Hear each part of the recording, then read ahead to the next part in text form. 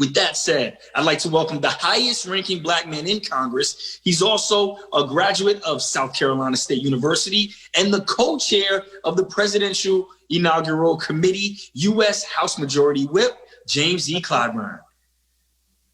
Well, thank you very much. Terrance, for introducing me. D-Nice, thank you. Terrance? Don't want you to be alone, my man. Don't want you to be alone. Let me thank Dr. Allen. Thank you so much for the work you're doing. This is just an incredible event.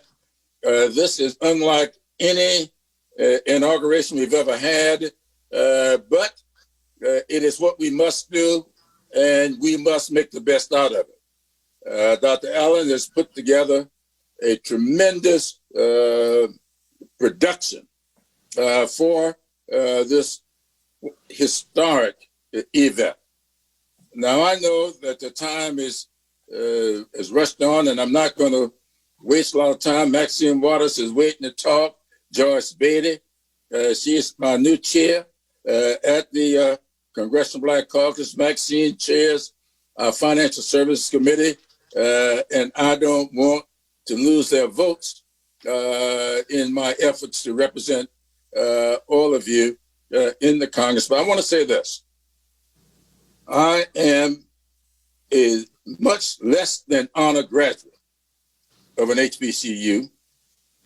I represent 7 HBCUs, and there's an 8th one in my state.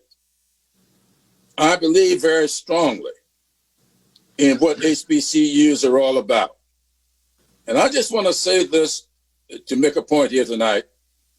And it's an experience I had with a former astronaut. And all of you remember he was a graduate of North Carolina A&T. He said to me, just before he got ready to go on his last flight, which turned out to be a fatal flight, he came by my office because he had just been hired to be a professor at the University of South Carolina after this flight. He said to me on that occasion, everybody introduces me as this graduate of MIT with a PhD in physics, but that's not what got me to where I am. It was North Carolina A&T, being on that campus, being with professors and administrators who had backgrounds similar to mine, who knew what it would take to make me a success. I have never forgotten that discussion. Well, I know by my own experience. I am not just a graduate of an HBCU. My mother and father both went to Morris College in Sumter. My mother graduated.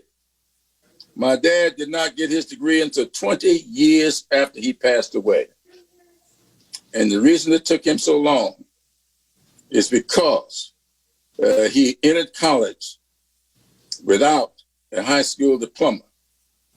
And under state law, they could not award him his diploma, his degree, until he produced the diploma. But he could not produce the diploma because in South Carolina, at the time he was coming along, they did not provide education for blacks beyond the 7th grade. I think about my daddy often and what he was able to accomplish and what he was able to instill in me and what South Carolina State has instilled in me.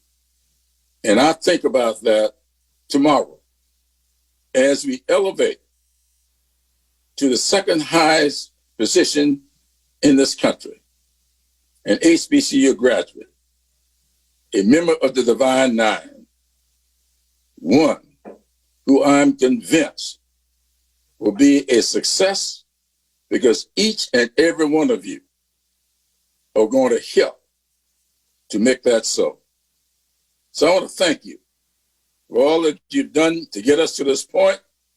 And I want to thank you in advance for what I know you're going to do to help this administration be the best administration this country has ever known. Thank you, and Godspeed to each and every one of you.